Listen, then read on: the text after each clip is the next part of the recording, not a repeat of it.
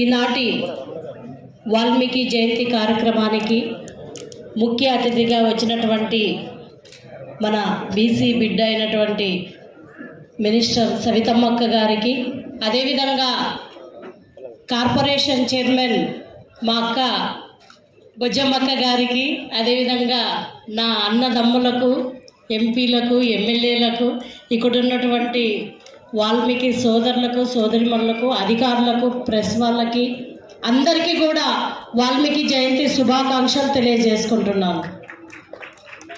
మనం కొన్ని దశాబ్దాల కాలంగా వాల్మీకుల చిరకాల కోరికైనటువంటి ఎస్టీ రిజర్వేషన్తో పాటు మన బతుకులు ఎలా ఉన్నాయో అనేది మనకందరికీ తెలుసు. మరీ ముఖ్యంగా ఈరోజు మన కార్యక్రమానికి వచ్చినటువంటి సవితమ్మక్క గారికి కూడా బాగా తెలుసు.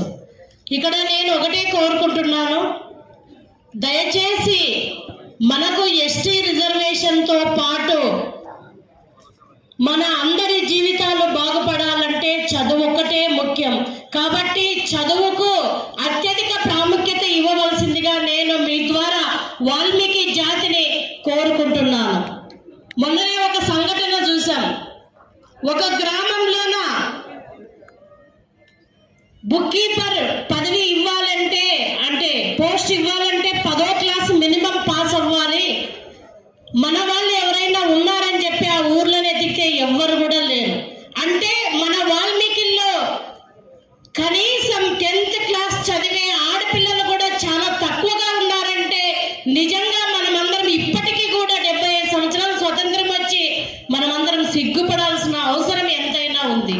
అదేవిధంగా జైల్లో ఒక తమ్ముడు వెళ్ళి చూసి జైలుకి వెళ్ళేసి వచ్చాడు. అక్క 50 మంది జైల్లో ఉంటే 35 మంది మన బోయల్లే ఉన్నారు అక్క అని చెప్పి చెప్పడం నిజంగా బాధేసింది. చదువుకునే చోట ఎనుకున్నా, కొట్లాడక చోట ముందున్నాం. అంటే వెనుకుండాల్సిన చోట ముందున్నాం, ముందుండాల్సిన చోట వెనుకున్నాం. కాబట్టి మనమందరం కూడా ప్రతిజ్ఞ చేద్దాం, ఎట్టి పరిస్థితుల్లోనూ మాకు కొట్లాట వద్దు, చదివే ముఖ్యం అని చెప్పి మనమందరం కూడా అడుగుదామని చెప్పి ఈ సందర్భంగా తెలియజేసుకుంటున్నాను. సభాముఖంగా నేను సవితమ్మక్క గారికి ఒకటే తెలియజేసుకుంటున్నాను, అక్క మేము చదువులోన చాలా వెనుకబడి ఉన్నాము. ఎస్పెషల్లీ పశ్చిమ ప్రాంతంలోన మంత్రాలయం నియోజకవర్గం, ఆలూరు నియోజకవర్గం, పత్తికొండ, ఎంగనూరు, ఆదోని మాకు చదువుకోవాలని ఉన్నా కూడా చాలా మాకు హాస్టల్ వసతి లేకపోవడం వల్ల